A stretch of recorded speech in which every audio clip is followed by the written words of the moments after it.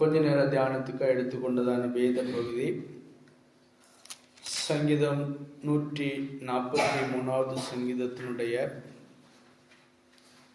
10வது வசனம். சங்கீதம் 143:10.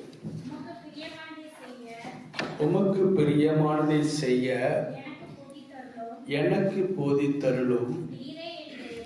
நீரே என் தேவன், உம்முடைய நல்ல ஆவியே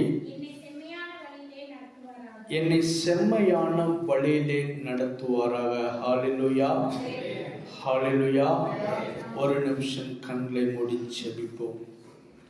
பரிசுத்த பிதாவே, இந்த புதிய ஆண்டினுடைய அமைந்த துவக்க நேரத்தில் ஆண்டவரே, உமக்கு பிரியமானதை நாங்கள் செய்யும் பொழுது அப்பா, நீர் எங்களை செம்மையான பாதையை நடத்துவீர் என்று சொன்ன அந்த வேத வசனத்தின் அடிஸ்தானத்தில் ஆண்டவரே, அப்பா, நீ எங்களுக்கு வார்த்தைகளை நீர் வெளிப்படுத்தும்படியாக ஜெபிக்கிறேன் ஆண்டவரே.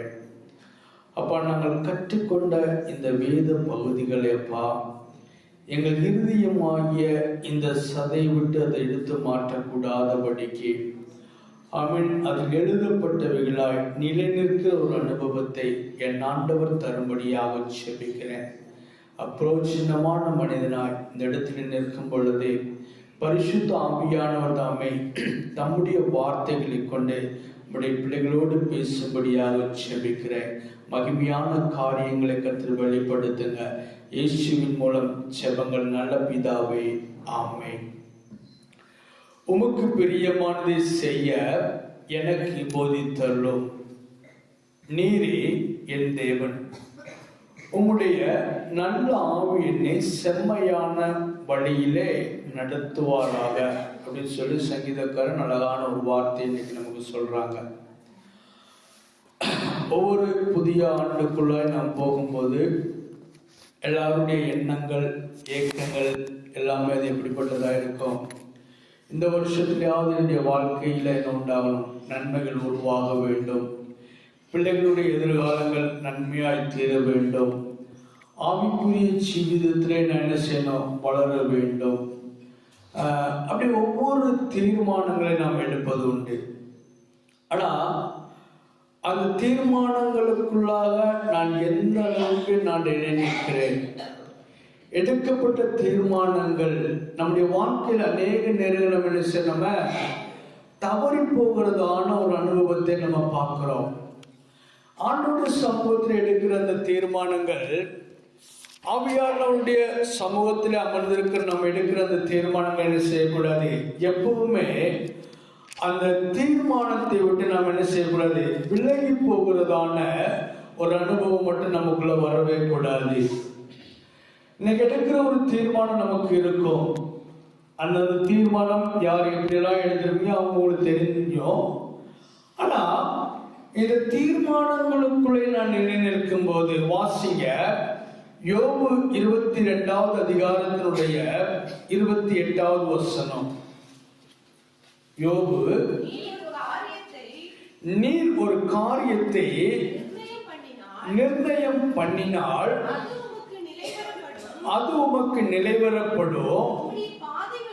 உம்முடைய பாதைகளில் அது வெளிச்சம் பிரகாசிக்கும் அப்படின்னு சொல்லி நம்ம பார்க்கிறோம். ஹல்லேலூயா, ஹல்லேலூயா. இப்ப யோபுல நம்ம வாசிக்கும் போது யோபுனுடைய நண்பனாகிய எலிபாஸ் அங்க என்ன சொல்றாரு அப்படின்னு சொன்னா, நீ எடுத்த தீர்மானத்துக்குள்ள நீ என்ன செய்ய எப்பவுமே அதாவது நிர்ணயம் பண்ணினால் அது உமக்கு நிலைவரப்படும் அப்படின்னு சொல்லி நம்ம பார்க்கிறோம். நான் எடுத்திருக்கிறதான தீர்மானங்கள், நான் எடுத்திருக்கிறதான அந்த நல்ல ஒரு முயற்சி, நான் வாழ்க்கையில நான் அதை நிலைப்படுத்தும் போது மட்டும்தான் அது என்ன உண்டாகும்? என் பாதைக்கு அது வெளிச்சமா இருக்கும் அப்படின்னு சொல்லி நம்ம பார்க்கிறோம். அப்ப என்னுடைய ஆண்டவர் அங்க வாசிக்கிற இல்லையா, என்ன செய்ய? செம்மையான பாதையிலே நடத்த வேண்டும் ஆண்டவர் நம்மளை. அப்ப செம்மையான பாதையிலே என் ஆண்டவர் என்னை நடத்துவதற்காக அவர் எனக்கு எதை கற்றுக் கொடுக்கிறார் அப்படின்னு சொன்னா, நான் எடுத்திருக்கிற இந்த தீர்மானத்துக்குள்ளே என்னுடைய ஆவியை நிலைநிறுத்துகிற ஒரு அனுபவம் நமக்கு வேண்டும். அப்ப அந்த ஆவியை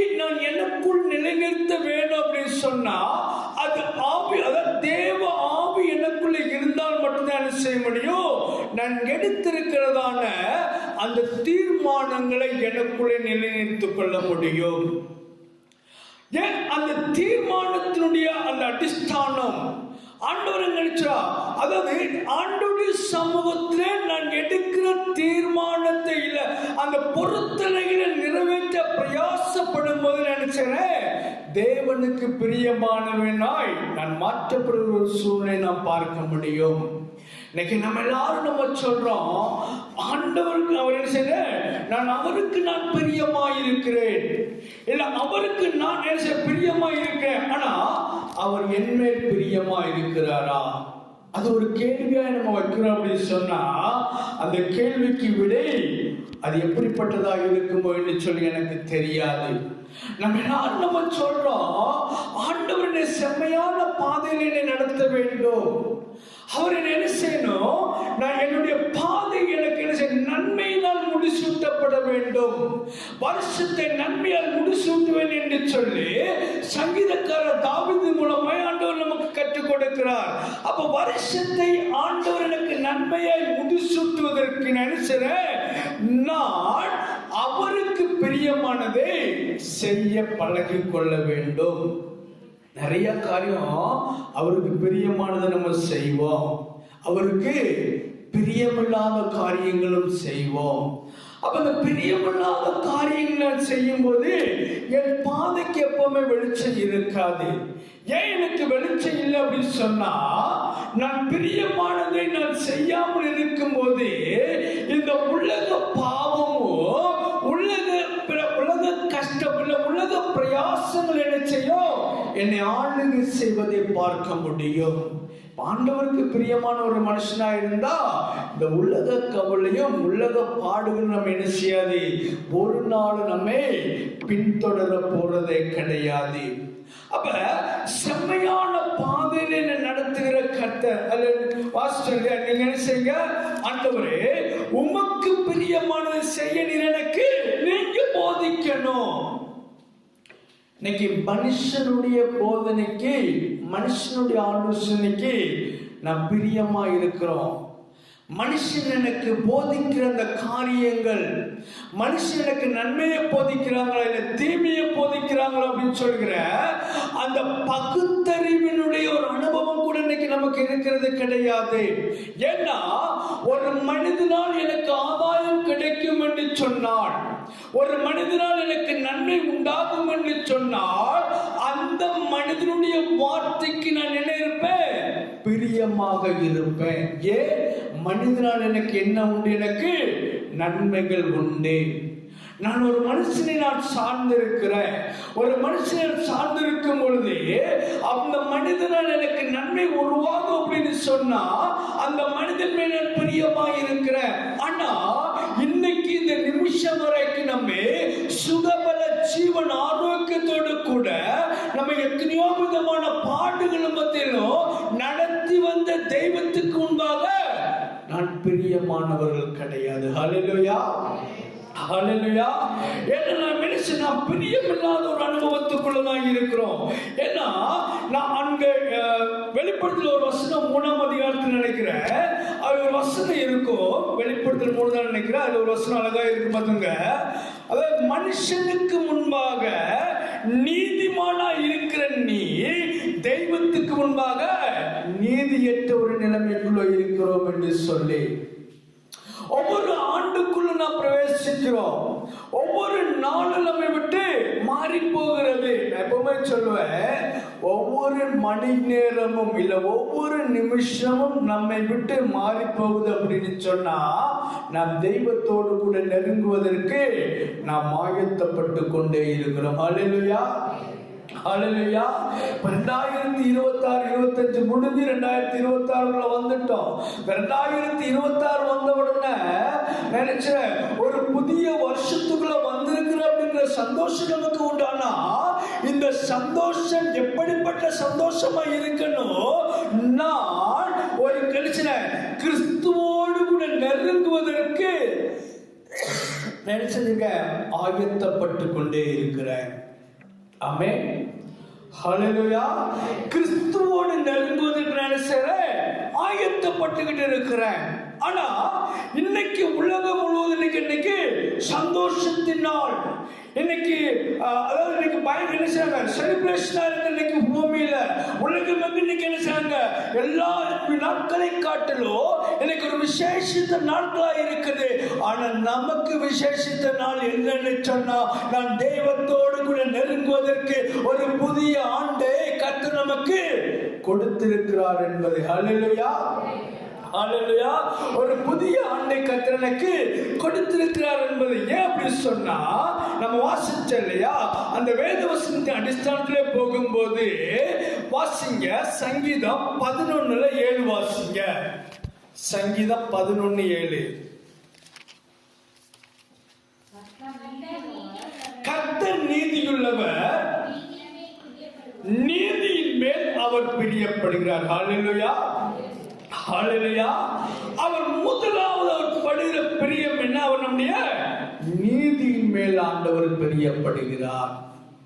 அப்ப நீதிமானாய் நான் மாற்றப்படுகிற ஒரு அனுபவம். அவர் நீதி, கர்த்தர் நீதியுள்ளவர், நீதியின் மேல் பிரியப்படுவார். அவருடைய முகம் செம்மையானவர் மேல் நோக்கமாயிருக்கும். ஹல்லேலூயா, ஹல்லேலூயா. அவருக்கு பிரியமானது நான் செய்கிறேன்னு சொன்னா, நீதி செய்கிறவனா நான் மாற்றப்படுகிறேன். அப்ப நான் நீதி செய்யும் பொழுது அவரனை செம்மையான பாதையில் நடத்தி கொண்டு போகிறார். அவர் எப்படி நீதி உள்ளவராய் இருக்காரோ, நாமும் என்ன செய்யணுமா, அப்படியே நீதி உள்ளவர்களாய் மாற்றப்பட வேண்டும். அவர் எப்படி பரிசுத்தம் உள்ள தேவனாய் இருக்கிறாரோ, நாமும் என்ன செய்யப்பட வேண்டும், அப்படி பரிசுத்தமாய் மாற்றப்பட வேண்டும். அவர் நீங்க என்ன சொல்ல, வேதத்துல இருக்கு இல்லையா, நீங்க எப்பொழுது என்ன செய்யுங்க, கர்த்தருக்குள் சந்தோஷமா இருங்கன்னு சொன்னா, எப்பொழுதுமே நினைச்சணும் கர்த்தருக்குள் நினைச்சு சந்தோஷமா இருக்க பழகணும். துக்கம் ஒரு நேரம் மட்டும் நம்ம நினைச்சோம். அதாவது ஆண்டவர் இந்த துக்கப்படுறதெல்லாம் அதிகமா ஆண்டவர் விரும்புவதே கிடையாது. எப்பவுமே எதுக்கு நம்ம துக்கப்படுறோம், எதுக்கு நம்ம வேதனை, எதுக்கு சஞ்சலப்பட போகிறோம்? பூமியினது நிறைவோ கர்த்தருடையது சொல்லி நம்ம வேதத்துல வாசிக்கிறோம். அப்ப இந்த பூமிக்குரிய ஆசீர்வாதத்தை குறித்து நான் ஒரு நாளும் கவலைப்பட வேண்டிய அவசியம் எனக்கு கிடையாது. பூமிக்குரிய ஆசீர்வாதங்களை குறித்து கவலைப்பட வேண்டிய அவசியம் நம்ம யாருக்குமே கிடையாது. ஏன்னா அதற்குண்டான காரியத்தை அந்தந்த நேரத்தில் கர்த்தர் நமக்கு சகலத்தையும் ஆண்டவர் செஞ்சுக்கிட்டே இருக்கிறாரு. ஆனா நான் நீதியை நிலைநிறுத்தாதபடிக்கு, தேவன் நீதியை விட்டு விலகி நான் இந்த பூமிக்குரிய ஆசீர்வாதங்களை தேடி ஓடுகிற மனிதர்கள் தெய்வத்துக்கு பிரியமானவர்களாய் நிச்சயமா இருக்கவே முடியாது. ஹல்லேலூயா, ஹல்லேலூயா. அதே இப்ப இந்த சுவிசேஷத்துல ஒரு வசனம் வாசிச்சோம், அந்த கடைசி 2 வசனத்தை வாசிங்க. பின்பு வேறொருவன் அவரை நோக்கி, ஆண்டவரே உம்மை பின்பற்றுகிறேன், ஆனாலும் முன்பு நான் போய் வீட்டில் இருக்கிறவரிடத்தில் அனுப்பிவித்துக் கொண்டு வரும்படி எனக்கு உத்தரவு கொடுக்க வேண்டும். ஹல்லேலூயா. போதும்.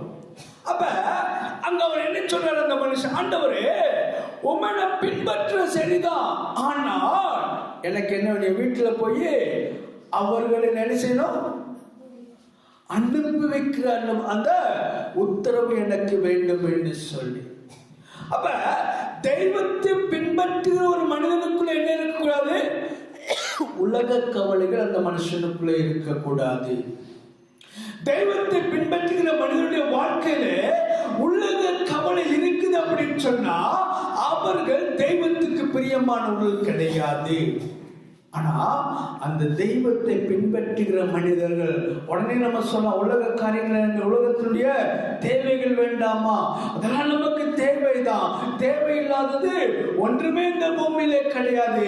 ஆனா தேவையானதை எடுத்துக்கொண்டு தேவையில்லாதது என்ன செய்யணும், நாம் விட்டு விடுகிற ஒரு அனுபவம் நமக்குள்ளே உருவாக வேண்டும். தேவையானதை நான் எடுத்துக்கிறேன். அவர் எனக்கு வைத்திருக்கிற நல்ல பங்கை நான் எடுத்துக்கிறேன். ஆண்டவர் எனக்கு நல்ல பங்கை வச்சிருக்கிறாரு. ஆண்டவர் எனக்கு நித்தியத்தை வச்சிருக்கிறாரு. ஆண்டவர் எனக்கு ஜீவனை கொடுக்கிறார். ஆண்டவர் எனக்கு இரக்கத்தை வெளிப்படுத்துகிறார். அந்த பங்கை நான் எடுத்துக்கொள்ள வேண்டுமே தவிர அதற்கு மேலாக நான் என்ன செய்யக்கூடாது. இந்த உலகத்துக்குரிய ஆசையை தேடி ஓடிக்கொண்டு இருக்கிறோம் அப்படின்னு சொன்னா ஒரு நாள் உலக சம்பத்து எல்லாமே என்ன செய்யப்படும், நம்மை விட்டு அது நிர்மூலமாக்கப்படுகிற ஒரு காலத்தின் கட்டாயத்துக்குள்ள இருக்கிறோம் என்பதை நாம் ஒரு நாள் நாம் மறந்து போய்விடவே கூடாது. இன்னைக்கு சம்பாதிக்கிற எல்லா சம்பாத்தியமும் நமக்கு தேவையா இருக்கிறது. ஆனால் அந்த சம்பாத்தியத்தில் எதை மகிமைப்படுத்த வேண்டும்? என் தெய்வத்தை நான் மகிமைப்படுத்த வேண்டும். அந்த சம்பாத்தியம் எனக்கு தெய்வத்தை கனப்படுத்துவதற்கு நான் மாற்றப்பட வேண்டுமே தவிர நான் என்ன செஞ்சிடக்கூடாது, அதற்கு அடிமைப்பட்டு போகிறதான ஒரு அனுபவம் இருக்கக்கூடாது. எப்படி சொன்னா பின்பற்றுகிறோம் என்று சொல்கிற நமக்குள்ள இருக்கிறதான குணாதிசயம் அது. ஆண்டவரை பின்பற்றுகிற ஜனங்களுக்குள்ள இருக்கிறதான அந்த குணாதிசயம் அது. அதை ஆண்டவர் நீங்க நினைச்சா அவர் வெறுக்கிறவராக இருக்கிறார். அங்க அவர் என்ன சொல்லிருக்காரு, எப்ப நீ என்ன செய்ய, நீங்க ஆண்டவர் நம்ம பின்பற்ற, ஆனா நீங்க என்ன செய்யுங்க, நான் போய் வர எனக்கு உத்தரவு கொடுங்க. ஆனால் ஆண்டவர் என்ன செய்ய, மரித்தோரே அவர்களை பார்த்து கொள்ளட்டும், அவ்வளவுதான். நமக்கு அதில் என்னதான் இருக்க போகுது? நம்முடைய வாழ்க்கையில் எல்லாமே நம்ம அற்பமாய் இந்த பூமியில இருந்த நம்மை கர்த்தர் உயர்வான இடத்துக்குள்ளே ஆண்டவர் கொண்டு வந்து வைத்திருக்கிறார். ஹல்லேலூயா, ஹல்லேலூயா. அற்பமாய் இருந்தோம் அன்னைக்கு இருந்த சூழ்நிலை, ஒரு அற்பமான ஜீவிதம். மனிதர் நம்ம அற்பமாய் இருக்கிறாங்க. மனிதர்கள் வெட்கத்துக்குள்ள வைக்கப்பட்ட நேரத்திலோ அந்த இன்னைக்கு உங்களை என்னையோ ஆண்டவர் அற்பமா இல்லாத நம் எங்கெல்லாம் நம்மளை எழுசாங்க அற்பமா எண்ணினார்களோ அவர்களுக்கு முன்பாக கர்த்தர் நம்மை வீழ்த்திருக்கிறார் என்று சொன்னா, நான் அவர் மேல் பிரியமா இருந்ததுனால, அவர் என் மேல் பிரியமா இருந்ததுனால, ஹல்லேலூயா, ஹல்லேலூயா என்று சொன்னா அவர் நீதியுள்ள தேவன். அவர் நம்மை குற்றப்படுத்துற தேவன் கிடையாது. இன்னும் வாசிக்கும்போது நம்ம எதை ஆண்டவர் விரும்புகிறான்னு சொன்னா, ரோமர் 2ஆம் அதிகாரத்துல 7வது வசனம். ரோமர் 2:7. சோர்ந்து போகாமல் நற்கிரிகளை செய்து மகிமையும் கனத்தையோ அழியாமையோ தேடுகிறவர்களுக்கு நித்திய ஜீவனை அளிப்பார். ஹல்லேலூயா. ஆண்டவர் பிரியமானதை செய்கிறவர்களை செம்மையான பாதையில் நடத்தி அவர்களுக்கு நித்திய ஜீவனை ஆண்டவர் கொடுக்கிறார். எதுக்கு, எப்படி, எதனால நித்திய ஜீவன்? நமக்கு நாம் சோர்ந்து போகாமல் நன்மை செய்வதனால மட்டும்தான். சோர்ந்து போகாமல் நன்மை செய்வதனால, அப்ப சோர்ந்து போகாமல் நான் செபிப்பதனால, சோர்ந்து போகாமல் நான் வேதத்தை வாசிப்பதனால, சோர்ந்து போகாமல் தியானிப்பதனால, நான் சோர்ந்து போகாமல் ஆலய கூடுகையிலே பங்கெடுப்பதனால, ஹல்லேலூயா, ஹல்லேலூயா. சோர்ந்து போகாமல் நற்கிரியை செய்து மகிமையும் கனத்தையும் அழியாமையும் தேடுகிறவர்களுக்கு கர்த்தர் நித்திய ஜீவனை அளிப்பேன் என்று சொல்கிறார். யாருக்கு இதை கொடுக்க போறாரு? அது உங்களுக்கு எனக்கு உண்டான பங்கு தான் அந்த நித்திய ஜீவன். ஹல்லேலூயா, ஹல்லேலூயா. உங்களுக்கு எனக்குனால அந்த பங்கு தான் நித்திய ஜீவனை தவிர அது நமக்காக வச்சிருக்கிற இடம். அது இன்னொரு புறஜாதியானுக்காக கிடையாது. அது இன்னொரு மனுஷனுக்காக கிடையாது. ஏதோ ஒரு அந்நியனுக்காக இல்லை. இது உங்களுக்கு எனக்கு ஆண்டவர் நினைச்சா நமக்காக நித்திய ராஜ்யத்தை வச்சிருக்காருன்னு சொன்னா, அந்த ராஜ்யத்துக்குள்ளே பிரவேசிப்பதற்கு முன்பாக தேவனுக்கு பிரியமான மனுஷன் மாற வேண்டும் என்று சொன்னா, அதுக்கு முதற்படி சங்கீதம் 19:12 வாசிக்கும் போது இருக்கும். வாசிங்க சங்கீதம் 19:12. தன் பிழைகளை உணர்கிறவனாக இருக்க வேண்டும். ஹல்லேலூயா, ஹல்லேலூயா. தன் பிழைகளை உணர, தன் தப்பிதங்களை உணர்கிற மனுஷனாக இருக்கணும். முதல் ஆப்ஷனே அதுதான். இன்னைக்கு தெய்வத்துக்கு பிரியமான மனுஷனா மாற என் பிழையை நான் உணரணும், என்னுடைய தப்பிதங்களை நான் உணரணும். மற்றவர்களுடைய தப்புதான் எனக்கு தெரியும், அப்படிதானே? மற்றவங்களை பற்றி நம்ம குற்றம் சொல்லிட்டு போவோம். ஆனா எனக்கிட்ட இருக்கிற தப்பிதம் என்ன, அது இன்னைக்கு கொஞ்சம் யோசிச்சு அந்த தப்பிதங்களை உணர்ந்து அறிக்கையிட்டால் நான் தேவனுக்கு பிரியமான மனுஷனா இருப்பேன். ஹல்லேலூயா, ஹல்லேலூயா. ஆனா அதுக்கு மட்டும் நமக்குள்ள அந்த ஈகோன்னு ஒரு சப்ஜெக்ட் இருக்கு பாத்தீங்களா, அது யாருக்குமே விட்டு கொடுக்காது. நான் எப்படி அது எப்படி அப்படின்னு போய்கிட்டே இருப்போம். நம்முடைய குறைபாடு அங்க என்ன சொல்றாரு, தேவனுக்கு பிரியமா இருக்கவனுக்கு என்ன உண்டு, நித்திய நித்திய ஜீவன் உண்டு. அப்ப அந்த நித்திய ஜீவனுக்குள்ளாக நான் போக வேண்டும் என்று சொன்னால் அதற்கு முதற்படியே என்ன, என் பிழைகளை, அதாவது என்னுடைய தப்பிதங்களை நான் உணர்ந்தா போதும். என்னுடைய தப்பிதங்களை நான் உணரணும். நான் அதை அடிக்கடி நான் யோசிக்கிறேன். எல்லாரும் எப்படி எனக்கு தெரியாது. நான் ஒரு மனுஷன்கிட்ட அதாவது எதோ கோபமோ இல்லை சண்டையோ வந்தா கூட நினைச்சிருந்துருவேன். அடுத்த டைம் பார்க்குறப்ப நான் பேசாம ஒரு நாள் கூட போனதே கிடையாது. நான் முகத்தை திருப்பி நான் போகவே மாட்டேன். ஏன்னா நல்ல அதாவது தெய்வத்துக்கு பிரியமா இருக்கிற அப்படின்னு சொன்னா என் குறைபாடு என்ன என்பதை நான் உணரும் பொழுது தெய்வத்துக்கு பிரியமா மாறுவேன். அந்த அந்த விஷயத்துலதான் ஆண்டவருக்கு நினைச்சேன், என் ஜபத்துக்கெல்லாம் ஆண்டவர்கிட்ட நான் பதில் வாங்குறேன். அதான் ஒரு அதான் அந்த அந்த ஒரு விஷயம் மட்டும்தான் எனக்கு கிட்ட. ஏன்னா யாருக்கு எதுக்கு கோபம், எதுக்கு சண்டை, எதுக்கு வயிறு யாருக்காவது தெரியுதா? இன்னைக்கு வந்திருப்போம், வீட்டுல இருந்து கிளம்புறப்ப ஒரு தீர்மானத்தோட வந்திருப்போம். என்ன தீர்மானம் எடுத்து வந்தோமோ அந்த தீர்மானத்தை விட வேண்டியதை விட்டு நினைச்சிடும், எடுக்க வேண்டியதை எடுத்துட்டு போயிட்டே இருக்கணும். அவ்வளவுதான், முடிஞ்சு போச்சு. அவ்வளவுதான், வேற சாப்டர் இங்க கிடையாது. ஏன்னா வேற எதுவும் நம்ம வாழ்க்கையில மாற போறது கிடையாது, அப்படித்தானே? இப்போ ஒரு புது வருஷம் வந்த உடனே புருஷன் முன்னாடி மாறி போவாங்களா? வாய்ப்பே இல்லை. பிள்ளைகள் மாறி போகுமா? மாறாது. தாய் தப்ப மாறுவாங்களா? மாறாது. நம்ம வேலை மாறுதா? மாறாது. சம்பளம் மாறுதா? அப்போ ஒண்ணுமே மாற போறது கிடையாது. புது வருஷத்துல என்ன போக எப்படி இருந்தோமோ அதே சூழ்நிலை தான் இருக்கும். ஆனா நம்முடைய இருதயத்துக்குள்ள நமக்குள்ள ஒரு மாற்றம் உருவாகணும். நமக்குள்ள என்ன உண்டாகணும்? மாற்றம் வரும். எல்லாம் அப்படியே தான். போன வருஷம் எப்படி இருந்தோமோ அப்படிதான் இந்த வருஷம் இருக்க போகுது. நம்ம உறவுகள் எல்லாமே அப்படியே தான் இருக்க போறாங்க. ஆனா மாற்றம் எனக்குள்ள உருவாக விட. அப்ப எனக்குள்ள உருவாகணும்னு சொன்னா என்னுடைய குறைபாடுகள் என்ன செய்யணும்? நான் உணர்ந்து கொள்ள வேண்டும். ஹல்லேலூயா, ஹல்லேலூயா. நான் உணர்ந்து கொள்ளணும். அப்ப என் தன் பிழை என்னவென்று சொல்ல, அப்ப எனக்கு தெரியும் எதை இந்த நாள் என்னிடத்துல செயல்படுத்துவேன் என்று சொல்கிற அந்த சிந்தனையை கூட ஆண்டவர் அறிந்ததுனால அவர் நினைச்சிருக்காரு நமக்கு. நான் உணரும் போது என் பிழைகளை உணர்ந்து, ஆண்டவரே நினைச்சிறேன் இந்த தப்பிதங்கள் எனக்குள்ள இருக்குது ஆண்டவரேன்னு சொல்லி ஒப்புரவாகுவது அவருக்கு பிரியமாயிருக்கும். ஹல்லேலூயா. அடுத்து என்ன பார்க்குற, எபேசியர் 4:31 வாசிக்கும் போது, எபேசியர் 4:31 சொல்லும், சகல விதமான கசப்பும் கோபமும் மூர்க்கமும் கூக்குரலும் தூஷணமும் மற்ற எந்த துர்க்குணமும் உங்களை விட்டு நீங்க கடவுது. ஹல்லேலூயா. ஆண்டவருக்கு பிரியமா இருக்க வேண்டிய வழிமுறைகளை தான் நம்ம பார்த்துட்டு வரோம். ஆண்டவருக்கு பிரியமா இருக்க நான் என்ன செய்யணும் அப்படின்னு முதல்ல பார்க்கிறோம். தன் பிழைகளை உணர்கிற மனிதர்கள். அப்ப அந்த பிழை என்னென்ன இருக்குது? அது என்ன வருஷம்? 31 வருஷம். சகல விதமான கசப்பும் கோபமும் மூர்க்கமும் கூக்குரலும் தூஷணமும் மற்ற எந்த துர்க்குணமும் உங்களை விட்டு நீங்க கிடதுங்கன்னு சொன்னா இதெல்லாம் நம்முடைய தவறுகள்.